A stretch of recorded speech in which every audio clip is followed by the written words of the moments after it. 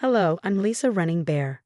Looking back, I never imagined my dream job as a pediatric surgeon in Chicago would lead me down such a twisted path. It all started at a medical conference in Manhattan. I was presenting groundbreaking research on a new surgical technique that had reduced mortality rates by 63%. The mortality rates have decreased by 63% using this approach, I explained to a packed room, feeling a surge of pride. That's when I noticed him, James Thompson. His intense blue eyes locked on me with a focus that made my pulse quicken. Afterward, he approached me. "Your research is incredible," he said, offering me coffee. "I'd love to hear more about your experience with high-risk procedures." 2 hours later, we were still talking. As a cardiac surgeon, James understood the relentless pressures of the operating room. But what truly captivated me was his genuine interest in my Native American heritage and my journey from the reservation to medical school. 3 months of dating flew by, and then came the proposal at Millennium Park. It was perfect, or so I thought. Meeting his mother, Patricia, was when the first cracks began to show. A surgeon? How interesting, Patricia said, her eyes scanning me like a specimen under a microscope. I always pictured James with someone more traditional. I brushed it off, focusing on my work at Chicago Children's Hospital. One evening, I noticed a woman and her 2 children huddled in the parking lot. "My daughter has been running a fever," the woman explained timidly. "We lost our home last week. I brought them inside immediately. Let's get her checked out. Don't worry about the paperwork, I'll handle it later." That night, I shared the story with James, feeling proud of making a difference.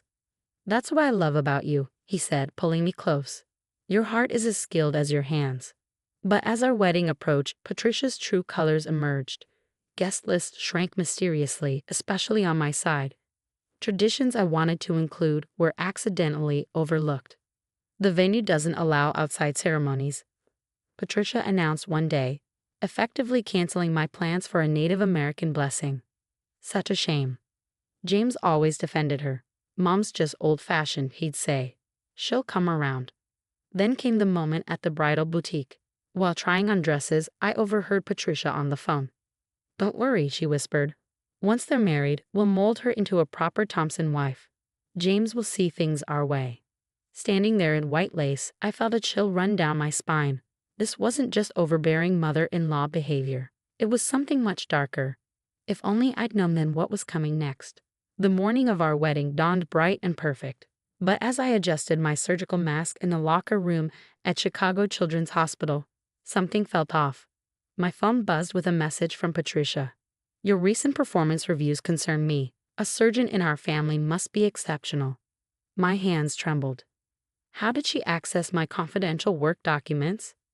My reviews were stellar. I just completed my 100th successful pediatric heart surgery. Patricia had a way of twisting facts.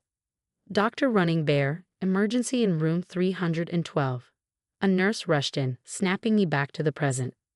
7 hours later, I emerged from surgery, exhausted but fulfilled. I had saved a child's life.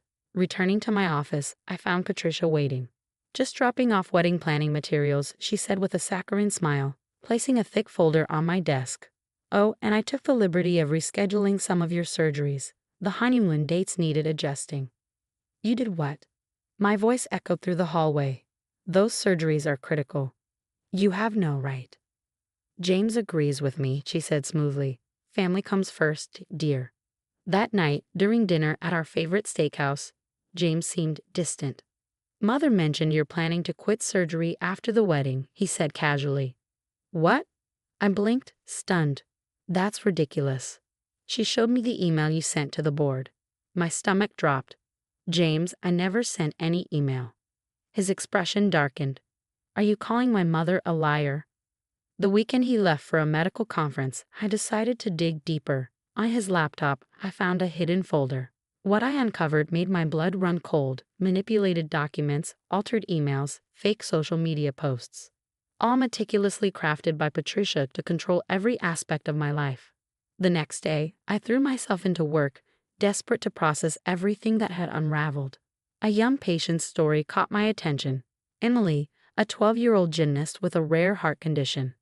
"Nobody believes how much it hurts," Emily confided during her pre-op consultation. "They think I'm making it up." "I believe you. I said firmly, recognizing a painful parallel to my own situation. The surgery was challenging but successful. As Emily recovered, her mother hugged me tearfully. Thank you for listening to her when others wouldn't. Driving home through downtown Chicago, past the towering skyscrapers glistening in the evening light, I made a decision. I pulled into the parking lot of the FBI field office and contacted Agent Martinez, a former patient's mother who owed me a favor. These documents show a pattern of identity theft and fraud. I explained, laying out the evidence I had painstakingly gathered. Patricia Thompson has been systematically destroying her son's relationships and careers for years. Agent Martinez studied the files intently. Your surgical expertise saved my daughter's life, she said, her voice resolute. Now let me help you. That evening, as thunder rolled over Lake Michigan, I confronted James in our penthouse. Your mother forged hospital documents, I said, placing a folder on the table. She's been manipulating both of us. You're just jealous of our close relationship, he snapped. I shoved his laptop toward him. Look at these files yourself. See the truth. Lightning illuminated his face as he scrolled through the evidence. The color drained from his features. This can't be real, he whispered. A sharp knock at the door made us both freeze. Patricia burst in, rain dripping from her designer coat. James, don't listen to her lies, she hissed. I've protected you all these years by destroying every good thing in my life. James stood, his expression hardened, finally seeing his mother clearly. Everything I did was for you. Patricia's composure cracked. These outsiders could never understand our family. At that moment, Agent Martinez and her team entered. As they led Patricia away, her venomous gaze locked onto me. You ungrateful girl. You'll regret this. I watched James' world crumble in real time. The city lights blurred through my tears as I drove to Sarah's apartment. My best friend and a brilliant defense attorney, Sarah opened the door without hesitation. I have evidence of extensive fraud, I said, my voice steady despite my shaking hands. And I need your help to make sure this never happens to anyone else. Returning to Chicago Children's Hospital helped ground me. The laughter of young patients and the familiar corridors reminded me why I became a surgeon. But the storm wasn't over yet.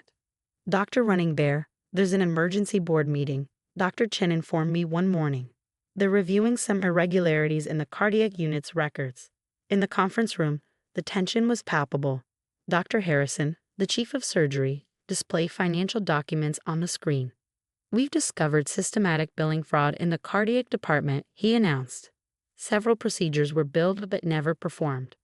My heart sank as familiar signatures appeared on the documents, James's name alongside Patricia's as department administrator.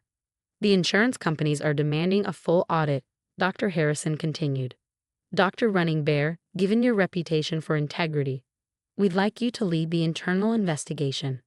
That evening, while reviewing files in my office, I received an unexpected visitor, Maya Chen, James's ex-fiancée from 5 years ago. I saw the news about Patricia, Maya said softly. I should have spoken up sooner about what she did to me. She recounted how Patricia had sabotaged her residency applications, spread rumors about medical mistakes, and forced her to transfer to Seattle.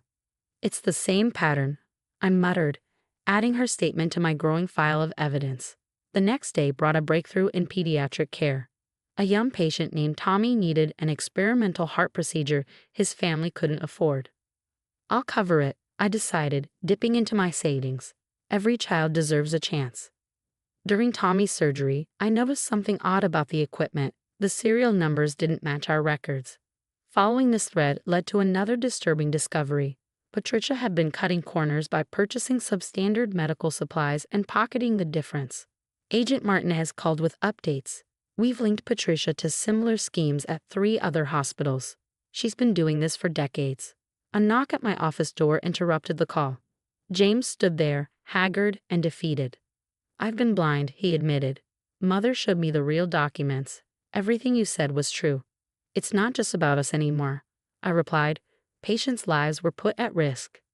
That night, while organizing evidence at Sarah's apartment, we received an urgent message. Someone had broken into the hospital's records room. Racing to the hospital, we found Patricia attempting to shred documents. You ungrateful girl, she snarled, her face twisted with rage. I built this department. No one will believe you over me. But security cameras had caught everything.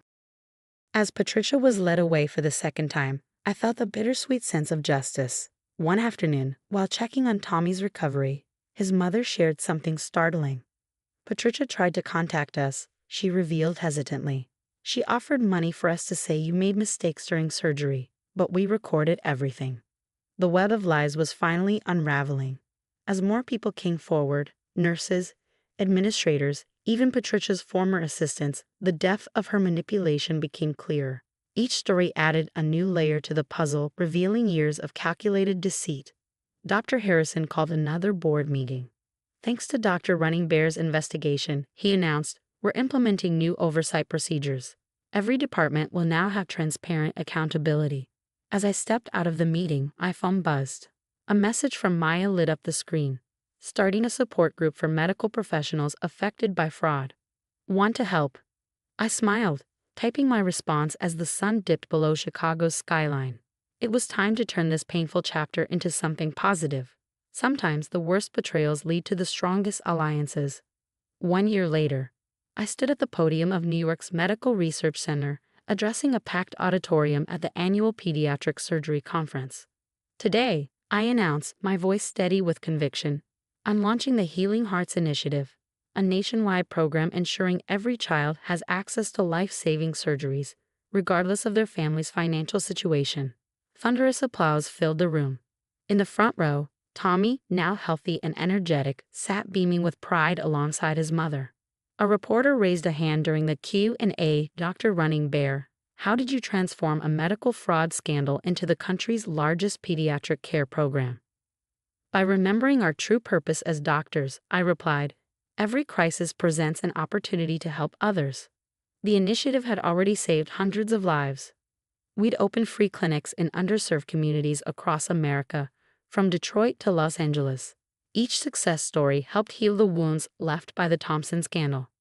Back in my new office at the Mayo Clinic in Rochester, Minnesota, where I'd recently accepted the role of Chief of Pediatric Surgery, I reviewed applications for our medical scholarship program. The funds, recovered from Patricia's fraudulent schemes, now supported aspiring doctors from disadvantaged backgrounds. Sarah burst in, waving a newspaper. Have you seen this? She asked excitedly. The medical board's fraud prevention guidelines are being adopted nationwide. They're calling it the Running Bear Protocol. I laughed, remembering our late-night strategy sessions in her Chicago apartment. We did it, Sarah. We really did it. That evening, while visiting our newest clinic in Minneapolis, a familiar face appeared, Maya, now running her own successful practice in Seattle. Remember when we thought we were alone in this? She asked, smiling. Now look at us, changing the system from within. As we walked through the clinic, watching doctors care for patients with genuine compassion, I felt a deep sense of peace. The trauma of my past had transformed into triumph, not just for me, but for countless others. The next week's surgery schedule was packed. My assistant handed me a tablet detailing 3 complex cardiac procedures.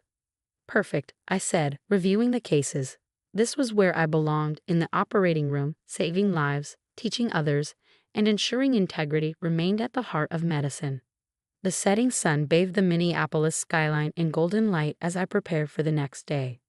On my desk sat a framed photo of Tommy and other children we'd helped, smiling faces that reflected the true meaning of healing. What would you do if someone close to you, a family member or partner, was systematically destroying lives while maintaining a perfect public image? Would you expose them and risk everything, or handle it privately? Share your thoughts in the comments below. Your perspective could help others facing similar ethical dilemmas. If you found this story compelling, hit that subscribe button and join our community, where we explore complex moral situations through storytelling.